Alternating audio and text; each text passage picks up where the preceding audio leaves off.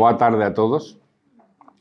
Hoxe o tema que vamos a desenvolver neste ciclo sobre a filosofía romana e geralmente sobre a filosofía estoica, que foi unha das máis importantes do pensamento romano. O título desta actividade é Séneca e a magia dunha sociedade feliz e virtuosa.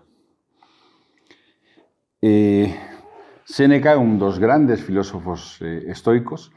O estoicismo nació en Atenas, con Seno, no século III antes de Cristo, mas onde realmente obteve toda a súa explosao, onde realmente chegou a ser prácticamente unha religión moral filosófica do Estado, foi en Roma. Foi na Roma e a partir do século, pues, desde un antes de Cristo comenzou, mas já obteve a súa verdadeira irradiação con Epicteto, por exemplo, con Marco Aurelio chegou, é o seu final verdadeiramente, o grande personaxe que chegou a ser emperador. O sea, a filosofía estoica esteve con os escravos, como por exemplo Epicteto, esteve con personaxes extremamente poderosos dentro da vida romana, como Séneca, e esteve en personaxes que chegaron a ser emperadores, por exemplo, nun Marco Aurelio. Eses son tres grandes exemplos. Mas pensemos que en realidad hubo centenares de grandes filósofos estoicos nesta época. E eles configuraron toda unha forma de viver e de pensar. E, en certo modo, foron a xama inspiradora do mundo clásico romano, até que tamén teve o seu tempo, como todo ten o seu tempo, e a filosofía estoica já comezou a decaer no século III depois de Cristo e foi sustituída pela filosofía neoplatónica, que foi o último impulso do mundo occidental, a través de Plotino, de Porfirio, de Jámblico, de Máximo de Éfeso e evidentemente, de Hipatia, de Alexandría. Este personaxe non voy a falar moito da vida, notas biográficas moito breves. El nació na Córdoba romana, dicen que no ano 4 antes de Cristo. Era de familia cordobesa, precisamente, mas se desplazou na súa infancia para Roma con o seu pai. Y comenzó a seguir filosofía egipcia a través de un filósofo egipcio que tenía chegado do Egipto romano y que estaba a causar conmoción na Roma, Soción de Alexandría. Só que comenzó a facer toda unha serie de prácticas y, por exemplo, de jejuns que foron identificados depois como altamente sectarios y perigosos o identificativos de sectas que eran consideradas destruidoras por un emperador romano, creo que en la época de Claudio ya, o en la época de Tiberio, no importa. O caso que o pai pidió por favor que comiese carne, que deixase de ser vegetariano, porque ser vegetariano era a identificación de aqueles que pertenecían a ciertos movimientos que fueron prohibidos naquela época. El comenzó a carrera das honras, o cursus honorum, mas a súa natural fragilidade do corpo, el estaba quasi sempre doente, pois prácticamente para decepção do pai, pois non conseguía acompañar era un sistema de estudos e responsabilidades. O sea, o cursus honorum era un sistema moito ben establecido para que unha persoa pudese subir os degraus da responsabilidade e do poder na Roma antiga. Non conseguiu, a súa vida foi moito dificultosa nese sentido, tentou suicidarse, mas ele, na súa juventud, viajou a Egipto, porque o seu tío era gobernador da Roma de Egipto, da provincia romana de Egipto, que era un país entero, e foi a visitar, junto con a súa tía, que foi unha persona moito importante, foi a visitar ao marido, que foi chamado de novo para Roma. Mal presagio, eso dun gobernador provincial ser chamado para Roma. E esteve en Egipto, pues, creo que un ano ou máis dun ano. Non sabemos que pasou lá, mas o Séneca que chegou non era o mismo que voltou. O sea, chegou con un poder interior, con unha capacidade retórica, con unha filosofía, con unha capacidade de encantar as almas con os seus discursos, con unha temperanza que, bueno, pues foi moito impresionante. Cando voltou, aínda que el ya non siguió propiamente dita a carrera das honras, pues estaba un pouco fora ya do sistema, mas se convirtió en advogado e os seus discursos foron tan impresionantes e tan famosas as defensas das causas e a protección que facía das persoas desprotegidas, que o propio Calígula, que aínda que era un monstro, era moito bon orador, era un orador excelso, ficou con moitos ciúmes, e además que era esta persoa que era tan moral, cando ele era un depravado, que o tentou asesinar, e dio orden para que o executasen. Mas os amigos de Séneca consiguieron que salvase a vida diciendo que ele tiña unha saúde moito frágil, que nese momento estaba doente, ademais, que ia morrer sozinho. Bueno, gracias a Dios, foi salvo. Depois, con Claudio, foi acusado, o tempo de goberno de Claudio foi un desastre total. No filme de Eucladio de Robert Graves e no romance aparece con certos valores, mas eso foi o caos. Eso foi o goberno dos libertos e das mulleres que estaban en torno de él, etcétera, etcétera. Foi un desgoberno realmente. Entón, ele foi acusado de ter tido relacións sexuais, non me lembro con quién, e que era un delito penado con a morte, e, bueno, pues consiguió salvar a vida nun exilio, que na Roma antiga ser exilado era casi peor que morrer, porque Roma era todo. O sea, estar fora de Roma era casi como a morte.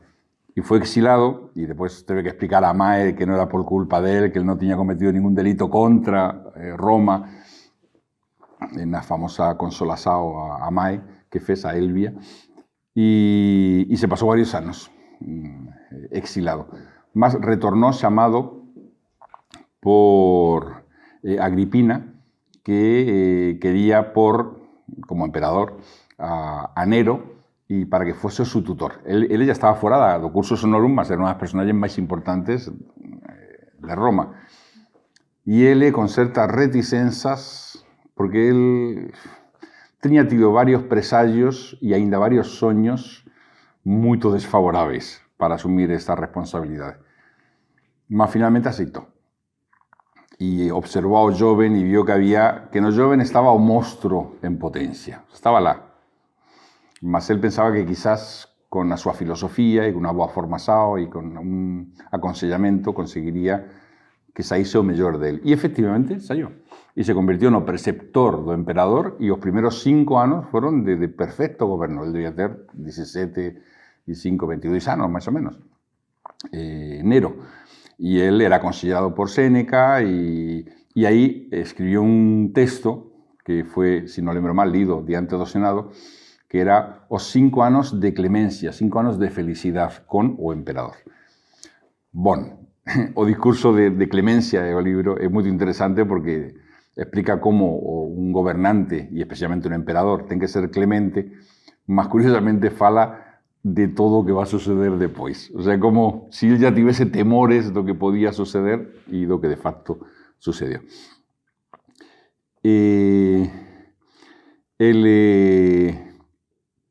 Pues se convierte en unha persoa moito poderosa, porque o propio Nero pues muchas veces otorgaba propiedades, y se convirtió de facto en el hombre más rico de Roma. Y después va a ser criticado, tú que es estoico, que falas de que no hay que ficar colado a fortuna y tú eres el hombre más rico de Roma, ¿de qué estás a falar? Y el propio Irmão, que también era gobernador, fue gobernador de provincia, y él recriminaba a Irmão de que tenía que tener una vida estoica, filosófica, austera. Y tú de qué me falas si tienes fama en Roma de ser a persoa máis rica de Roma, e diz, eu teño as riquezas todas nun lugar da mente que posso deixar sin o máis mínimo problema. Ao contrario, sinto que estou a facer, porque tamén non podes recibir presentes do emperador e dizer, non quero recibir o presente. Que estou quase a cumprir un deber que me é bastante máis ingrato do que eu quero. E de facto, depois, sucedió eso. Se entrevistou con o emperador, ao final ya quasi da súa carreira política, y dice que él quería retirarse de vida privada y que devolvía todo lo que tenía recibido, que él no quería nada. Y el emperador no quiso, y ainda que Nero ya o quería matar, más ben, fica con nuestros bens, etcétera, etcétera. Y, bueno, claro, Nero poco a poco comenzaron a aparecer as sementes da locura. Él pensaba que era encarnação do deus Apolo o Helios, y por eso conducía carros como o deus Helios, tocaba lira como deus Helios, etcétera, etcétera. E a súa vida comenzou a tornarse problemática, as sementes da locura surgieron cuando él, ya intimidado completamente por la fuerte presencia de Amae y por el facto de que él aquí quis impor un matrimonio que no salió y después se fez con un amante y ese amante llevó a otra persona, a otra mujer que era terrible, esa mujer sí que era terrible, pues ahí ficó completamente maluco y intentó asesinar a Amae. Y no consiguió y volvió a tentar y lo consiguió. Claro, a partir de ese momento, Allende recrimina a Séneca de que él sabía de estas tentativas de asesinato y ahí él se convirtió en una persona, en un criminoso, un emperador criminoso. Mas él no concordo. Escribí un artículo sobre esto a muchos años. Él no tenía por qué saber eso. Eso no era público. O sea, él tenía quien hacía los trabajos suyos. Entonces tenía sus mafiosos. Y seguro que él, pues, diría a los mafiosos, faz esto, faz otro. Y es posible que Séneca tuviese nosado, y desde luego Séneca tenía que sentir a alma de Nero, eso sin duda, y sentir que estaba oscura, eso sin duda. Mas que llegase a tener pruebas de que él se tenía convertido en un criminal, claro, los crímenes fueron aumentando, hasta que él ya se dio cuenta de que él no era capaz de hacer nada. Además no oía su consejo, no recibía, no se fez como consejeros, gente que eran criminosos declarados, como un tal Tigelino, y ahí él se retiró. Él quiso retirarse y eso que pues, no consiguió fácilmente. Eso que después de matar a Amae, mató a su preceptor militar, que era Burro, y eso faltaba o mestre. O sea, después de matar a Amae, matar a su mestre militar, preceptor militar. Y él se retiró, comenzó a viajar por Italia, y numa conjuración de Pisón, que hay historiadores que dicen que él participó, mas o más fácil de que él no participase, que se la va a hacer, no voy a entrometerme y también no voy a favorecer todo aquello que favorece a violencia como una conspiración. Mas él fue incluido en la conspiración y lo que se hacía generalmente, o emperador decía a los militares, a los centuriones que se suicidase. Se suicidase, así se evitaba todo problema del julgamento, todos los problemas de acusación, la familia perdería, etcétera, etcétera. Y ahí pues el famoso suicidio de Séneca, ¿no? Na bañera, ¿no? Cortándose las veas, eso que tardaba demasiado en morrer, y pidió a cicuta, mas cuando tomó a cicuta ya no hacía efecto a cicuta porque tenía poco sangue, y ya desesperado a mujer se quiso suicidar con él, Paulina, que después se convirtió en modelo de piedad, digamos, matrimonial, y él dice, por favor no te suicides no mismo cuarto que eu, porque además de mi sufrimiento voy a sentir o teu, y a mujer fue salva en el último momento, más bueno, él dio un discurso que Tácito dice, como todos conocen este discurso, no será necesario repetir, un discurso de filosofía, cuando estaba a morrer, que por desgracia no llegó a tener, porque no disaron ni hacer testamento. Es un poco sobre la vida de él. Él escribió muchas obras, tratados de filosofía, no sé, da constancia do sabio, da vida feliz, por ejemplo, a brevedad da vida, sobre a ira, un tratado sobre a ira. Muchos de esos libros eran casi como para él muchas veces, porque cuando él enfrentaba situaciones de ser una persona poderosa, que es más fácil que tener momentos de ira, pues era una especie de remedio filosófico para él y todos aquellos que fuesen como él. Escribió varias consolaciones, que son belísimas. Escribió obras de teatro, que es un teatro que no es a manera griega, son como discursos cuasi filosóficos. Escribió un tratado de filosofía moral que se perdió poco antes de morir, que parece ser que era una maravilla, y por desgracia se perdió. Las famosas cartas a Lucilio, que es un tratado que está en Gulbenkian, fue traducido, y son ciento y tantas cartas, que es un auténtico tratado de filosofía moral completísimo. Y una obra importantísima, el Tratado de los Beneficios, que fue traducido por Pedro I en Portugal como das virtuosas benfeitorías, que o tratado do gobernante.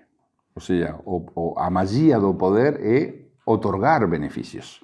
Ser capaz de otorgar beneficios que creen na alma de aquel que recibe o beneficio a gratidão, y esa gratidão forma una cadella de gratidão, y eso forma, digamos, todo o que sería o sentido dos vínculos que permite o bon goberno, que é o que vamos a falar despois. ese libro dos Tratados dos Beneficios é maravilloso, é maravilloso. De facto, prácticamente a cortesía occidental da arte de recibir e otorgar presentes está baseada nas palabras de Séneca. O sea, o que él dice se convirtió no protocolo natural de cómo se recibe un presente, cómo se otorga, en qué hay que pensar, cómo ten que ir, de qué va acompañado, etcétera, etcétera. A arte do protocolo dos presentes está baseado nos ensinamentos de Séneca dos Tratados dos Beneficios. Y escribió varios libros, que finalmente fican en dos grandes volúmenes, de cuestiones naturais, onde explica o tema das marés, da lúa, dos ventos, que foi durante a Edad Media e até o Renascimento e quase até o século XVI, quase o tratado de filosofía natural, ou seja, de física, de cosmologia, de botánica, dos máis importantes do mundo antigo. Ben, mas vamos con o texto, con o tema propio de hoxe, que é a magia dunha sociedade feliz e virtuosa. Isto ten que ver con varios temas. Un deles é a magia. Por que magia? Porque para él, unha sociedade que esteja enrelaxado con o mundo divino, o sea, que esteja armonizada a través da concordia, o é cando as persoas están unidas por un sentimento de amor e gratidão. E se geran vínculos de alma. Diz, o verdadeiro goberno das sociedades humanas é a través de vínculos de alma, que son vínculos que ninguén pode romper, que son os vínculos do amor. E ese amor que é gratidão. Esos son os beneficios, que se traduce moitas veces como o tratado da caridade. É unha palabra que é difícil, porque é beneficio, mas é un facer o ben a outro. O sea, é un facer ao ben que desperta no outro un sentido de dívida moral que se quere ter. O sea, que se fica enriquecido con esa dívida moral. Por exemplo, eu teño unha dívida moral impagável con a miña mestra, por exemplo, con a directora internacional agora honorífica. Eso é unha dívida que eu gosto de ter esa dívida. O sea, eu sou feliz desa dívida. Porque é o amor que ela me entregou a mí ensinándome e está no meu corazón e todo o que despertou nela. Eu non gostaría nunca de deixar de pagar. O sea, eu quero pagar esa dívida, mas que ese pagamento seja a través de outro beneficio que reforce aínda máis o vínculo. Perceben un pouco a idea? Porque no Tratado dos Beneficios ele explica moito ben que a alma dun beneficio é a boa vontade, non é o que se faz como tal, non é o resultado, non é a alma, a boa vontade. Un pouco como no amor, non? O amor non sei, un home na muller, cando ofrece o anel, cando ofrece tal, cando ofrece... Claro, sí, un diamante, mellor que non que sella un... Mas a realidad, a alma, é a vontade. O alma dunha ofrenda que se faz nun templo, é a vontade que está lá. É a famosa moediña da anciá que non ten ningún diñeiro e faz unha moediña. Lembran toda esa parábola bíblica? E dice, eso é 1000 veces mellor que todas as ofrendas de todos os poderosos. Porque é a alma o que se ofrece. Entón, cando tú ofreces a alma e despertas a gratidão na alma do outro, e Séneca diz que pode non ser a primeira vez, diz, tú tens que cercar ao outro con os teus beneficios. O sea que, si recibe un e non despertou gratidão, faces outro. E si non recibe, faces outro, e faces outro, e faces outro, até que chega un momento que non posa ya abrirse a esa corrente de amor. Esa é un pouco a idea. Claro, esos son fios invisíveis que son vínculos, que é unha magia, é a magia deses vínculos. O grande filósofo Giordano Bruno escribiu unha obra que chamase O Tratado dos Vínculos, que fala precisamente de moitos tipos de vínculos e entre eles os vínculos que se llenan entre as almas fraternas, a través de unha especie como de amor fraternal, e que diz que é a chave para unha sociedade. O sea, que recupera de novo o tópico de Séneca. Por eso magia, porque a sociedade humana non é simplemente unha troca. O sea, a través da troca non se lleran vínculos. A través dunha troca a unha frisa. Esa frisa é boa. O propio Maomé, na obra do Corán, a un texto moito belo, onde ele diz, o comercio sagrado, porque permite que as almas se frisionen. Porque a pessoa, quando faz comercio e non está no pensamento egoísta de que iba a obter e só pensar naquilo que va a obter, sino é unha forma de trocar todos. Os outros ten cousas que nós temos e nós temos cousas que os outros necesitan. Então, nesa troca, é unha frisao das almas, é o que explica o Corán. E nesa frisao, a natureza humana se desenvolve. O ser humano necesita iso. Por eso fala que mundo tan triste cando ya non exista necesidade de frisao entre as almas, porque a gente pense que ya ten todo. Imaginen que é un pouco o mundo que queremos facer, ¿no? É un mundo onde a persoa non necesita nada. Un sistema dá o sangue e dá o que necesita aos outros, mas non ha relaxado de ninguén con ninguén. E, desde logo, non ha relaxado con o grande sistema, porque non ha ningún vínculo de gratuidade para nada. É horrible, eso é Matrix. O sea, é como se estuviésemos en Matrix convertidos en sugando, ¿no?, o noso sangue, energía eléctrica, no, como no filmen, ¿no? Entón, por contra, a troca é un elemento que o propio Mahomé recoñece válido como un elemento de formar sociedades. Mas, claro, moito máis importante do que a troca é a entrega. Tú na troca non entregas a alma, mas nun beneficio, o beneficio non ten sentido se non entregas a alma. Porque a alma do beneficio é a vontade daquel que o entrega e a gratidade daquel que o recebe.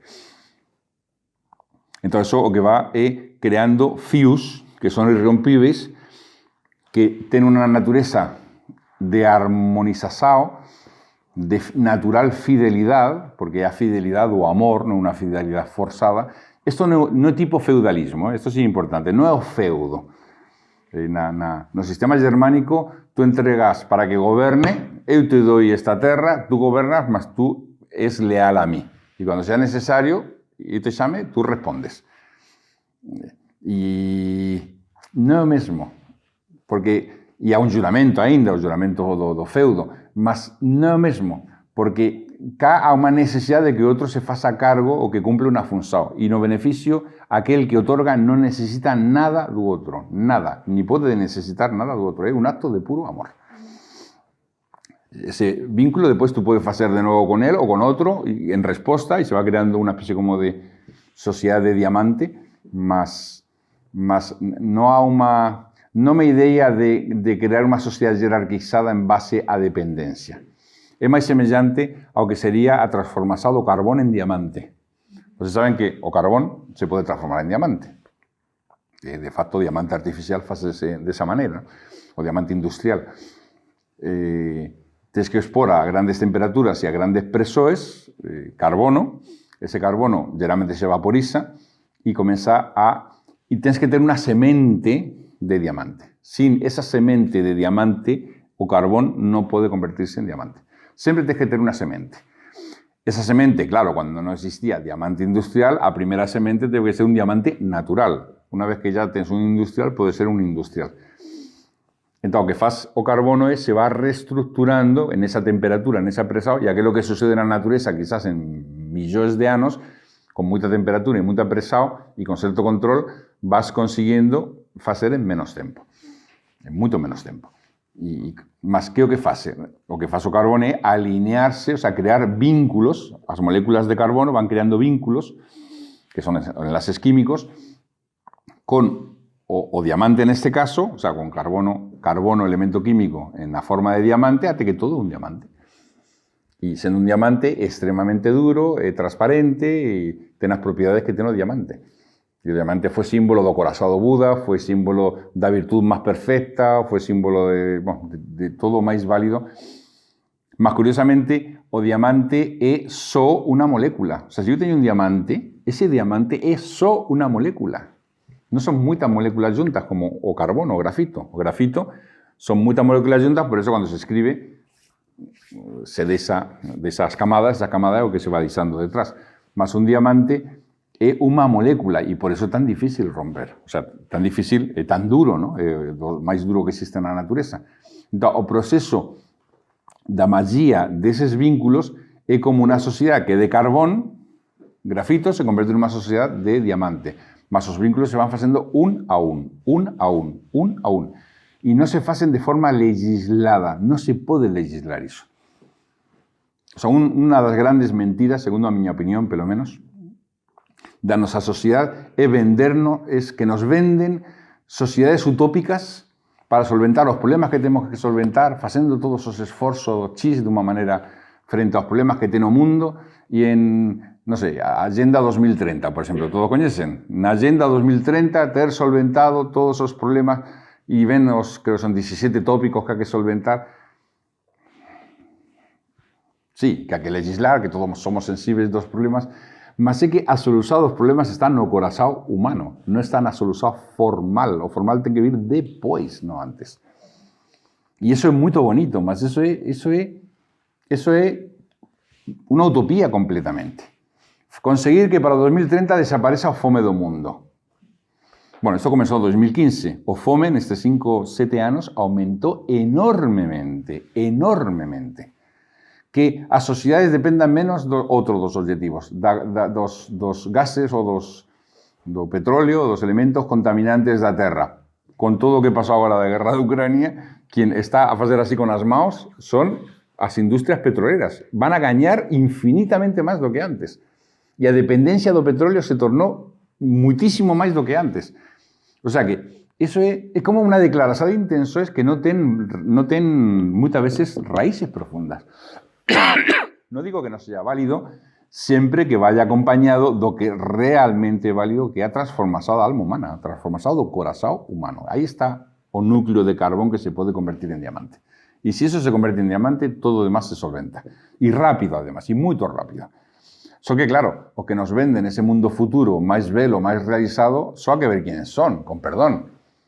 O sea, os mafiosos do mundo nos van a dizer como crear un mundo belo, bondoso, justo. Aqueles que ten o poder e que ese poder va crecendo e crecendo e crecendo e crecendo e crecendo, esmagando todo tipo de vidas, de naturezas, de sociedades, de países, de modelos legais, etcétera, etcétera. No, por favor, no. Ese sistema non funciona. Eu acredito máis no sistema de Séneca, é o tratado dos beneficios. O sea, si persoas nobres, honradas, justas, idealistas, van creando una red de vínculos, eso es una semente para el futuro. Puede ser una semente de 5.000, 20.000, 30.000 personas, o de 100 o de 50, mas eso en el futuro va a tener importancia, mucha más importancia. Y por eso es magia, porque hay una especie como de nace da magia. Hay dos tipos de seres humanos, o hay, mellor, dos tipos de naturezas que una de ellas debía ter sido superada, porque a esencial é a boa. E que, en certo modo, son as dúas forzas que lutan pelo corazón humano, pela alma humana. Unha delas é unha humanidade astuta e sin principios morais. E moito astuta, onde para obter aquilo que queres non importa sacrificar, porque é lógico, deseos é o que justifica o que tú faces. Todos queren obter o que desean. Esa é... Entón, os demás son... todo o que os rodea son meios para chegar ao fin que é o conseguir o que tú queres. Ese é un tipo de humanidade. Claro, para ese tipo de humanidade o que se quere é que exista unha cúpula directiva onde todos se odeían, porque todos queren ser o primeiro, o mellor, de first, de boss e de one. E há entre eles unha tensión de odio como entre os mafiosos, que se reparten unha cidade. Eu soy dono de isto, eu soy dono de isto, eu soy dono de isto. Entón, que esos teñan o poder e o demás son unha masa de escravos. Son unha masa enorme, infinita de escravos. Ese é onde conduz a forma de pensar no ser humano de esa manera. Son aqueles que non desenvolveron o seu poder. Son a masa humana. Non son nada. Nós é que temos o poder. E temos que ollarnos e ver como mafiosos. Até onde que chegas. E non a principios morais. Esa é un modelo de ser humano que teóricamente, cando se ascendió o fogo espírito na alma humana, na natureza humana en un momento dado aprendeu fogo, ese fogo o faz sentir a moral como unha realidade, os principios da natureza e a alma moral destes principios.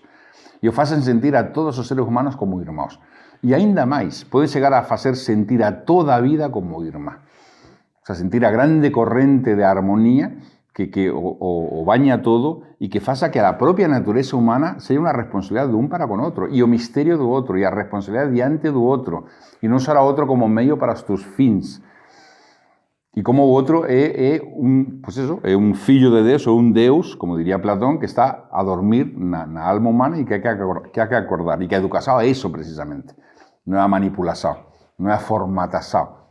Educar e despertar a alma humana e todos os seus poderes. Entón, son dois modelos.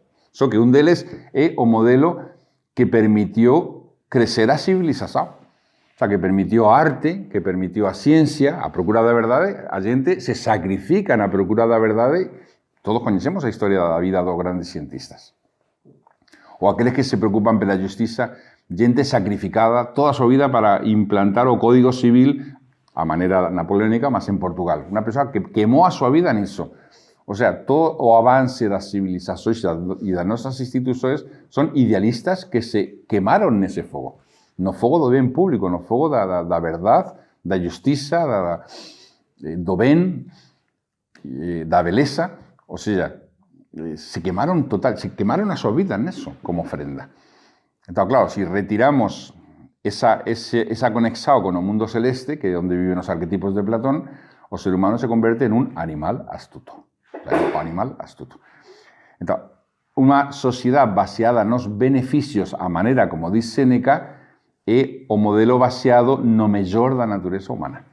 E como o ser humano pode chegar a... Que é o que quería o Imperio Romano, só que, claro, non tiveron forza para tanto, mas crearon un estado onde non había fronteiras, había liberdade de conciencia, a xente podía creer o que quisese, en cuanto que non quebrantase as leis civis, ¿no? Que eran de pura lógica, moitas veces eran leis naturais, ou quasi. O sea, tú tiñas liberdade de conciencia, liberdade de movimento, liberdade de educación. O sea, era un superestado e ao mesmo tempo a liberdade cidadás estaban garantidas. O sea, o ser humano tiña liberdade enorme, enorme, enorme.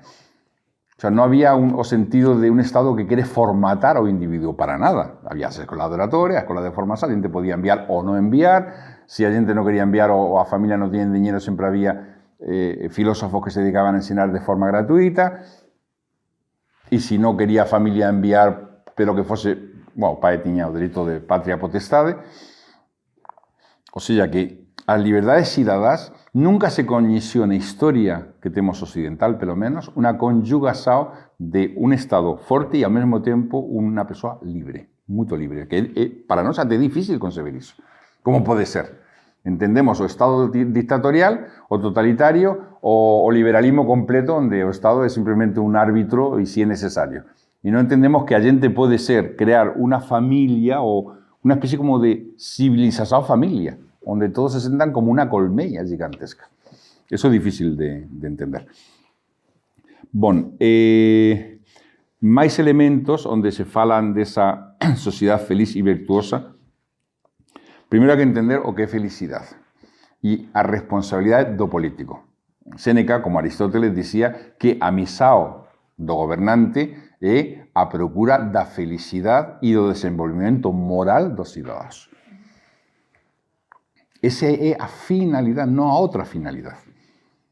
O sea, a medida dun bon goberno é a medida de que as persoas encontran a plenitud e o desenvolvimento das súas naturais potencias e a vida virtuosa. O sea, cidadãos virtuosos e felices, eso é unha sociedade realizada. Cidadãos non felices, que non desenvolveron as súas capacidades, as súas forzas interiores espirituais, o sea, a súa virtud, eso é unha sociedade en quebra moral, como dicía Platón. Se nunha cidade há un só mendigo, a cidade está en quebra moral. Un só mendigo. Que eso é... Non basta dizer... só temos o 20% de mendigos. Só temos...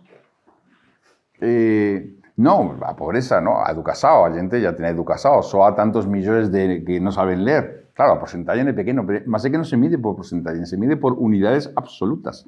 O sea, toda persoa que pasa fome é unha persoa, non importa que sea tal porcentaxe. É mellor ser menos e que existan menos persoas que ser máis e que ese porcentaxe diminúa, mas aumenta o número de persoas que teñen ese problema. Entenden un pouco? Non se pode medir por porcentaxes. E a pobreza, como está a alcanzar todos os países? Argentina, a cantidad de pobres que ten a Argentina. É unha cosa impensable en moitos países europeos. E agora con a guerra, Entonces, pues eso, nos quieren anestesiar con tópicos irrealizables en vez de salir do corazón humano y desde ahí comenzar a edificar aquello que es sensato. Y no con teorías que finalmente pues eso, perdemos el tiempo realmente.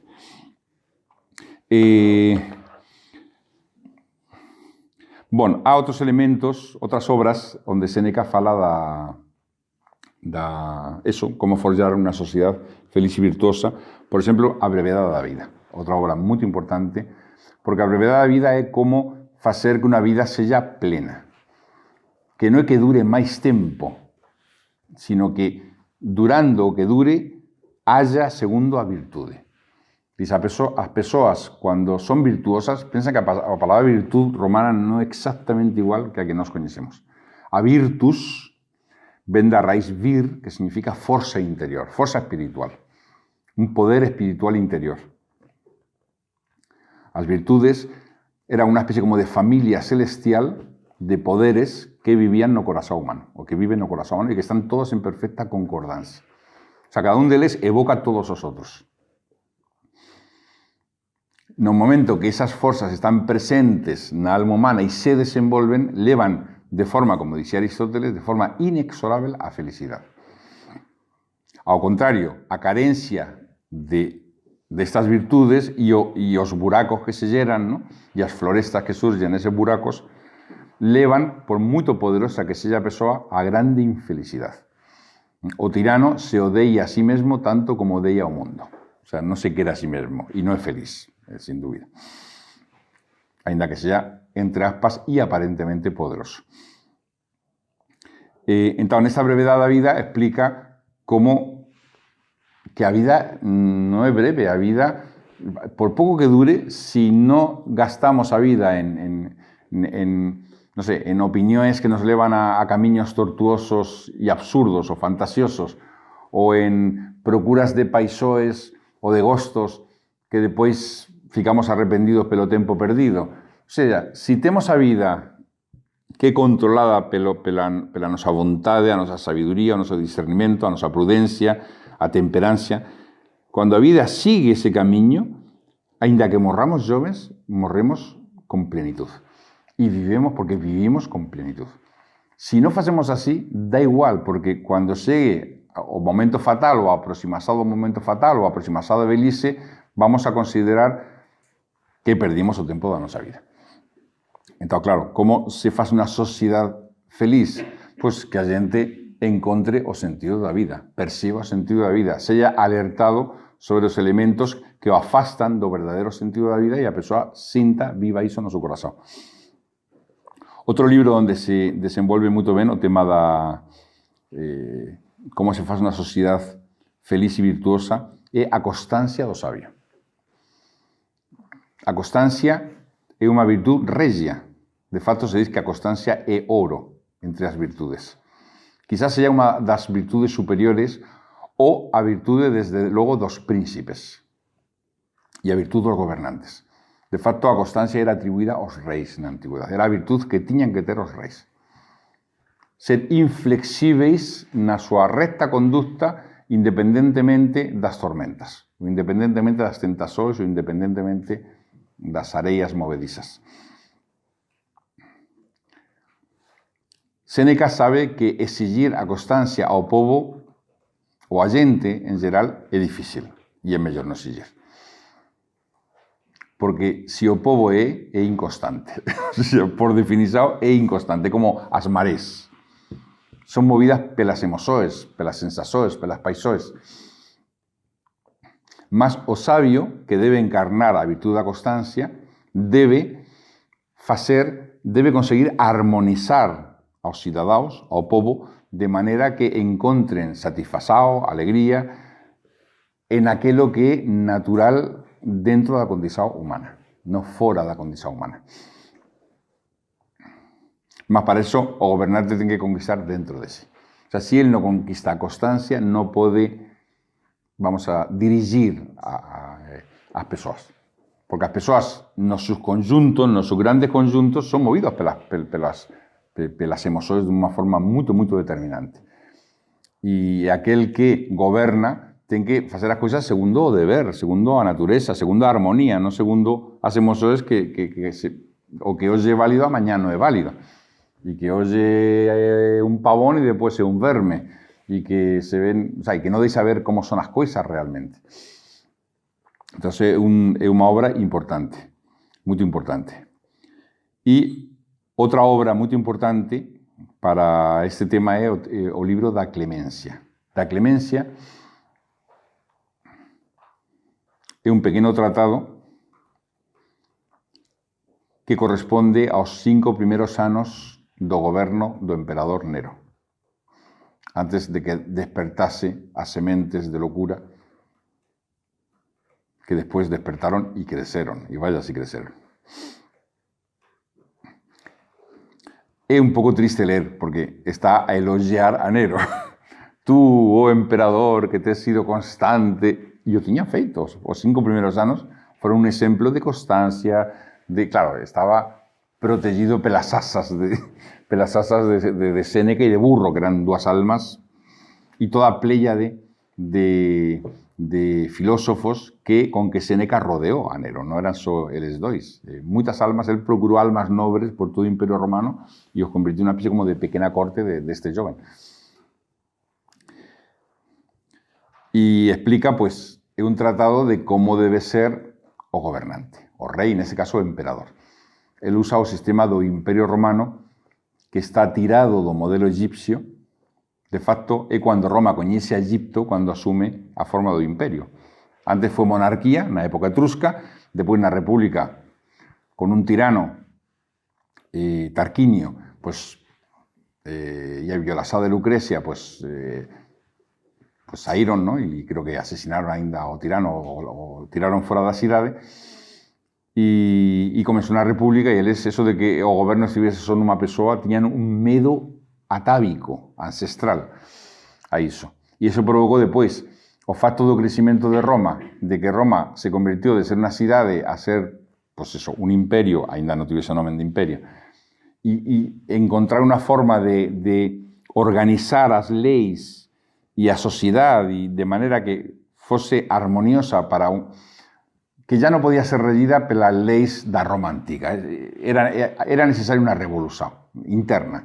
E, de facto, durante quase un século e medio, foi unha guerra intestinal após outra, unha após outra, até que ya hai un derramamento de sangue, unha violencia, e, de facto, Roma esteve a punto de morrer na época de Augusto. O sea, Julio César, que non foi emperador, o primeiro emperador foi Augusto, no sentido que damos agora a palabra, ele foi quizás imperator no sentido militar da palabra,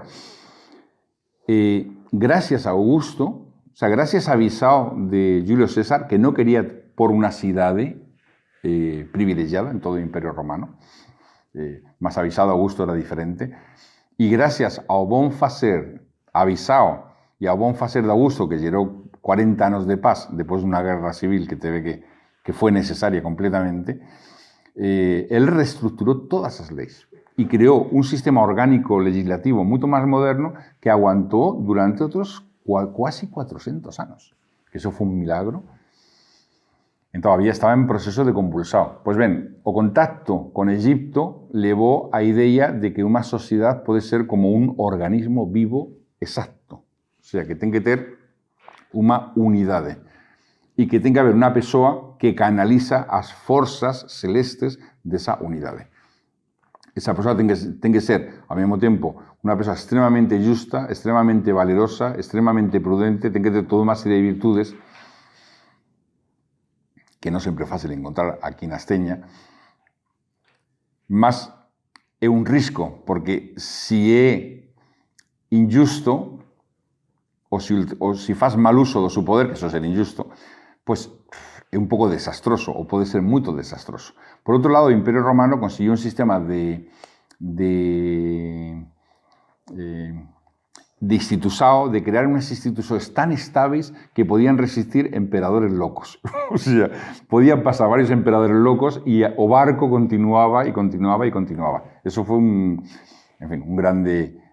grande fazaña, mas aínda así, ese era o problema. Mas, por outro lado, o beneficio que si a persoa realmente encarnaba eses poderes, é como se eses poderes, tal e como describe Séneca no Tratado da Clemencia, é como se a través del irradiase pues, todos esos fluidos dun mundo celestial, porque o emperador era a unidade de todo o Imperio Romano. Un pouco que dicía Ramsés, ¿no? Cuando dicía Ramsés, eu soy Egipto.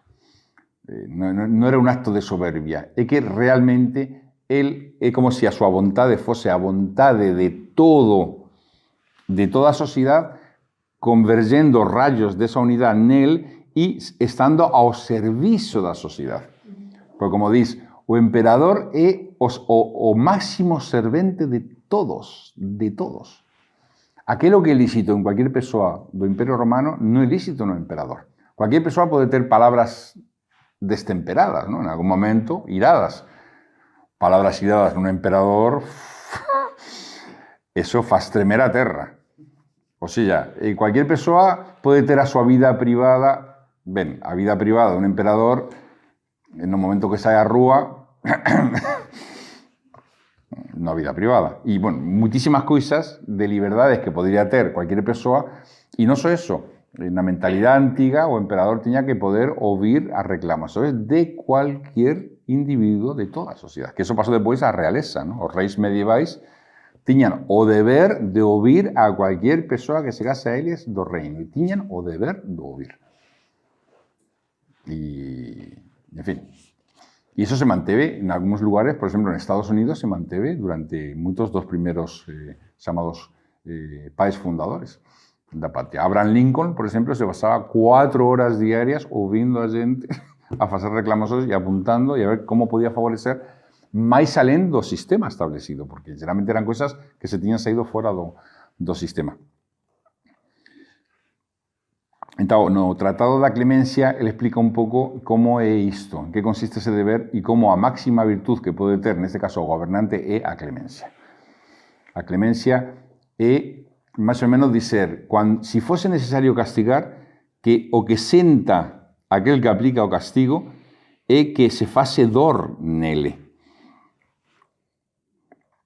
De facto, a clemencia é máis alén do que a lei diz que se debe facer, non é o acto de perdoar, porque ele dedica un capítulo a explicar. Clemencia non é perdoar. Clemencia é encontrar o espírito da lei para que a persoa aprenda, se enmende, se modifique e que só a correxao seja suficiente o mínimo castigo para endereitar a persoa e a sociedade ao mesmo tempo. Non simplemente dice que veñan aquí que eu perdoo, porque eso é unha aberração, unha auténtica aberração. Eso clama, ¿no? A justiza e aquel que matou a atea e que ahora con as mãos cheias de sangue se va a continuar a matar a outros, ¿no? Eso está en contra do máis principio elemental de justiza, mas a clemencia como tal faz unha descripción belísima. Mas, en definitiva, o que chega a dizer é que toda a sociedade é como unha colmella, toda unha colmella. E, en certo modo, o emperador é como se fose, pensaba que era masculino, dice o rei da colmella, non é o rei, a reiña, mas el dice o rei da colmella, que non ten, como se dice, ferrón, non? Non ten ferrón. E el reflecte sobre esa idea. O emperador non está feito para castigar, está feito para ser clemente. O sea, está feito para tentar levar a justiza e aínda máis alén do que a propia justicia diz, levar a bondade. E faz reflexións moi interesantes nesa obra porque diz que as abellas nos ensinan que eles poden ferir só unha vez. Unha abella fere unha vez nada máis. O sea, cando fere, ela morre. Diz, si, é unha forma de, temos que aprender. Diz, si nós só pudésemos nun momento da vida, o sea, non podemos ser irados, porque irados vamos a ser irados en moitos momentos da nosa vida. Ten que ser realmente necesario, tan necesario a nosa sao que nos vamos a morrer nela. É unha idea moito interesante. O sea, a nosa sao de violencia necesaria neste caso debería ser tan necesaria que nos estamos dispostos a morrer nesa sao. Non vamos a dar como facen as vespas, ¿no? E depois a outro, e a outro, e a outro, sino isto necesario agora se va a facer, mas eu morro facendo.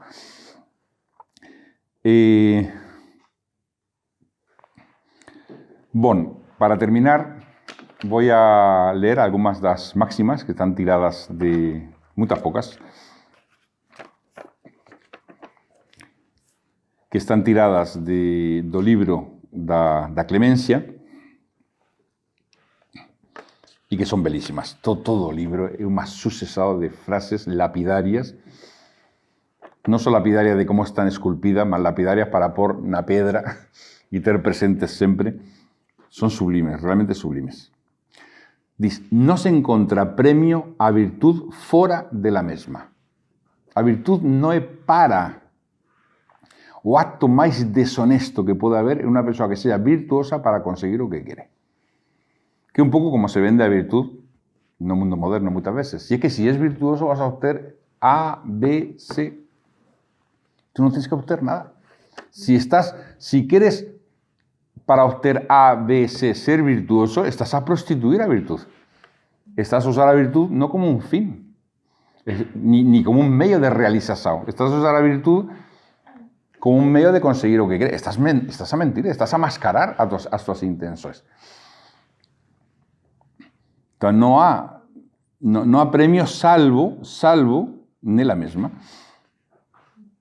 Sí, diz, por no espello da conciencia que se ten sido virtuoso é maravilloso. E eso ya é quase unha recompensa suficiente. Mas ni siquiera esa tiña que ser a recompensa.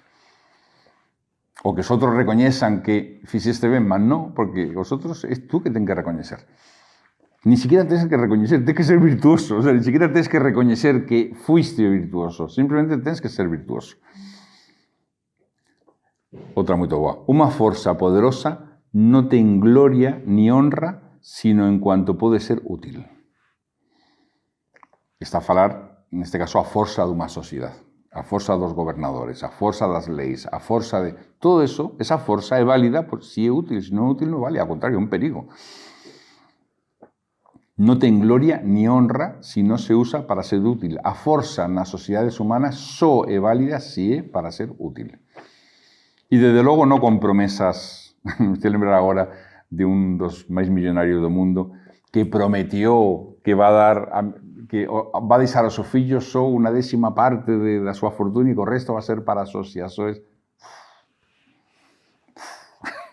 O que fez outro, non voy a dizer os nomes, mas creo que todos van a saber, que compró, ¿qué era? Creo que fue Twitter, ¿no? Que compró Twitter e antes de comprar esteve a falar mal de Twitter durante varios meses nas súas redes sociais para que baixase o prezo das ações. O sea, prácticamente a dizer isto que porquería, que como hai que sair de cá, a xente comezou a vender ações, os prezos das ações baixaron e aí comprou a compañía entera. Que se pode esperar de unha persoa así? Eso é fraudulento. O sea, quizás legalmente no está castigado, mas eso moralmente é completamente viscoso. Non sei se esta palabra viscoso en portugués. É unha cosa viscosa, é repugnante. O sea, que unha das persoas máis ricas do mundo faz unha maniobra desas que además ni siquiera pode ocultar, porque é evidente. O sea, este a falar nas súas redes sociais e a criticar a compañía que va a comprar e o fez criticando para que baixase o prezo das ações e comprar moito máis barata. Bueno, si despois queremos elogiar como grandes salvadores do mundo, como dicía un documentarista, diz, esta xente que son os grandes benefactores do mundo, que son todos eles, dan fortunas inmensas a fundações, fortunas inmensas, mas nas súas conductas son uns depravados. Eso... Depois se facen máis ricos con as súas fundações, ¿no? Facen unha fundación para facer o ben a África e depois resulta que a súa riqueza aumentou enormemente. En fin. Como dicía Platón, a peor, como era? A persoa máis injusta de todas é aquele que, sendo, parece justa. O sea, son aqueles que aos ollos do mundo son totalmente justos, mas que non o son. Esos son os máis terribles de todos. Son, como diría Platón, os verdadeiros amos da caverna.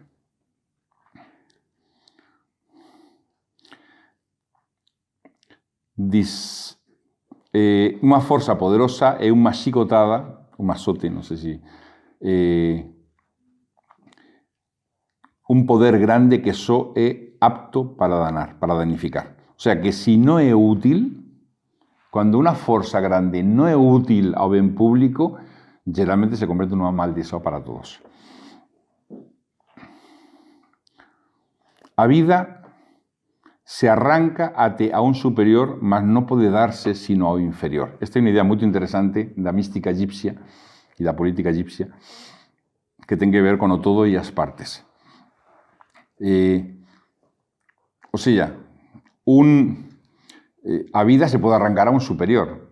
O sea, si me rompo o dedo, ese dedo se puede infectar y eu morro directamente. O sea, o inferior puede matar ao superior, mas o superior puede dar a vida ao inferior. O sea, a idea é de que a parte recibe a vida do todo. Imaginen unha árbore. O sea, en esa árbore un ramo se infecta. E ese infectado, unha doença, apaña todo o árbore e a árbore morre. Eso pode pasar.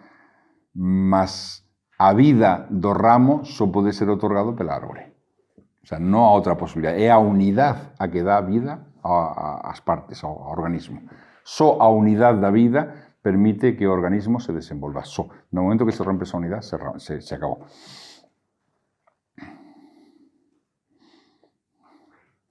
O sea, a parte pode matar ao todo, mas só o todo pode dar a vida á parte. É a filosofía de que todo surge da unidade e todo retorna á unidade. O imperio, está a dizer eso ao emperador, o imperio nos pertence a nós. A ti perténcete ser servo de nós. Eso que se dice ao emperador. Eso que dice o povo ao rei. E iso dice Ibn Arabi, por exemplo, cando trata o tema da realeza, dice, a gente pensa que o rei é o máis poderoso, o verdadeiro rei é aquele que está a disposición de todos, con o cual non é o máis poderoso, é a terra que todos pisan, para poder soster, o sea, ele que sostén a todos. Dice, o imperio perténcenos a nós e a ti perténcete ao servidume. Por exemplo, unha linguaxe intemperante, o que diz antes. Diz, tú és servo dun ritual, como os faraóns egipcios. Os faraóns egipcios eran servos ás 24 horas dun ritual. E non podían sair dun ritual estricto para entrar en armonía con certos poderes celestiais e ser un exemplo vivo ao mesmo tempo para sus súbditos.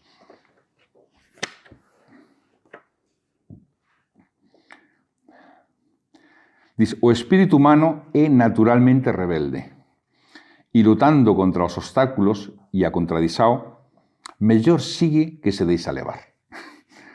O sea, o emperador, o gobernante, o rei, ou aquel que ten que gobernar ou ten que dirigir, é mellor que seja seguido. A gente non quere ser levada. Se entende? Porque a propia natureza humana requiere esa liberdade interior, Entón, tú tens que facer as coisas para pela virtud, como dicía Confucio, si o gobernante é virtuoso, toda a gente va a seguir ao gobernante.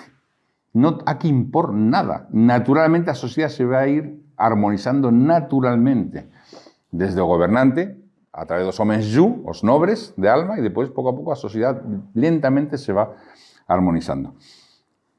Diz, por eso, o espírito humano é naturalmente rebelde e lutando contra os obstáculos e a contradizao, mellor segue que se deixa levar. O sea, prefere seguir. É mellor sumarse a unha causa que ser arrastrado por ela. A persoa que é arrastrada, na realidade, é un servo, é un escravo de unha forza exterior. Aquele que por propia vontade sigue, no su compromiso é libre. Non nada máis libre do que o compromiso. O sea, na nosa forma de vida nos facen fugir do compromiso, mas se algo libre na vida é o compromiso, porque ninguén se pode comprometer se non é libre. O sea, esa é un acto de liberdade. E unha última. Na cidade en que se castiga, rara vez se establece un contrato de inocencia. No, perdón. Na cidade en que se castiga rara vez, o sea, en que quasi non se castiga nunca, se establece un contrato de inocencia, cultivándose esta virtud como una propiedad pública. Es una idea, si tú tratas a gente como má, a gente va a ser má. Si tratas a gente como criminosa, a gente va a ser criminosa. Y pone un ejemplo que dice, desde que se castigó o parricidio, que debió ser en la época de Claudio quizás, porque no había una ley contra el parricidio, era inconcebible el parricidio. Y era tan raro que era mejor no legislar sobre él, o sea, por como un delito especial. Y cuando se legisló según una manera antigua, imagino que había de Roma muy antigua, que era, o se lanzaba ao fillo, claro, un parricida sempre o fillo, quien mata ao pai, se lanzaba a un niño de serpentes para que as serpentes os comesen, Porque no fondo se evocaba a través do símbolo o crimen. O directamente se metía dentro dun saco, se cosía o saco e se lanzaba agua. Desde o momento que se estableció a pena, o sea, o delito do parricida, comenzaron a aparecer parricidas por todas partes. É como se o facto de ter nome e forma o delito fose unha chamada para que nunca tiñamos tido tantos parricidas reais que cando se estableceu a lei do parricidio. Por qué? Porque no momento que tratas a xente como culpada é como un foco de atrasado, que é como o tema dos incendios. En Portugal, por exemplo, que dixeron non poñan na televisión os incendios, porque a xente incendeia cando ve os incendios. Saben que, por lo menos en España, se deixou de pôr en televisado, de quasi anunciar. Claro, si hai delito, hai que castigar o delito, especialmente o rendereitar, o Deus sabe que. Eso é outro tema de outra charla. Mas o que sí é, hai que manter a idea da inocencia. O sea, unha especie, como dice aquí, un contrato de inocencia. Dice, repito, na cidade en que se castiga moito raramente, establecese un contrato de inocencia, cultivándose esa virtud como una propiedad pública. Eso de todos. O sea, esa inocencia é de todos. Cuando eso se quebre, cuando non seja posible armar de novo, bueno, aí ya ven todo un asociado de desastres. E para terminar, dizer que Roma tiña un nome en secreto. Saben que tiña 3 nomes en Roma. Tiña un nome en público, que era Roma. Estos 3 nomes secretos surgieron cuando nació Roma. Rómulo sabía y él estableció los 3 nomes de Roma. Eso se sabe porque se violentó secreto, precisamente. Nunha época, o nome secreto só era sabido por, non sei se era cónsuls, eran cargos moito elevados dentro das institucións romanas. E era penado con a morte, vamos, pero como o peor de todos os crimes, de todos, era que fose sabido cuál era o nome en secreto de Roma. Era como dizer, expusimos a nosa alma, é como expor a inocencia e a inocencia va a ser violada. Más ou menos esa va a ser violentada sexualmente. E un diputado, moito contente, moito escéptico, moito que se importaría de todas estas cosas, dis o nome secreto. Por eso se sabe, e eso apareció después na historia. Claro, ese diputado fue perseguido por toda Italia hasta que fue ejecutado. Eso, pero tamén no se solventa o problema. E despois tiña un nomen que era discreto, non era secreto, mas é como se fose o nomen da civilización, da sociedade ou da cidade, o nomen da súa alma e o nomen do seu espírito. Era como se fosen 3 nomes. O nomen da alma era Flora, que é a deusa da vegetación. É moito curioso, asociada a Venus, evidentemente. E o nomen secreto de Roma era amor. Era o nomen ao contrario. Por eso, depois, no Languedoc, e os poetas provenzais fixeron moitos jogos con isto, ¿no? De Roma, amor, fixeron moitos jogos de palabras, o propio Dante e os fiéis do amor fixeron moito. O sea, o que estaba detrás era o amor. O amor era o impulso de vontade, o amor como eros. O sea, como impulso de amor, de vontade e de bondade ao mesmo tempo. E, en fin, o que fez Séneca é evidente, todo o que dis, todo o que ensina, todo o que fala, non só por ser un dos máis grandes personaxes da escola estoica, mas tamén, quizás, pela relación que teve con a alma de Egipto, quizás pela propia grandeza da súa alma, sin dúbida. É curioso porque todas as recomendacións da arte de gobernar, todas as recomendacións filosóficas que faz, son para desenvolver unha natureza máis doce, máis amorosa, máis amável, máis justa, mas para poder ter unha boa relación. Dice, aquilo que caracteriza aos romanos, ele diz, é a boa relación. É solventar os problemas con a palabra, con o convivio, con apelar ao bon senso. Todo eso é fundamental. E, en certo modo, ele foi un grande exemplo, non só de filósofo estoico, non só de romano, sino de ser humano, un verdadeiro ser humano, un verdadeiro cidadán do mundo. E moito obrigado.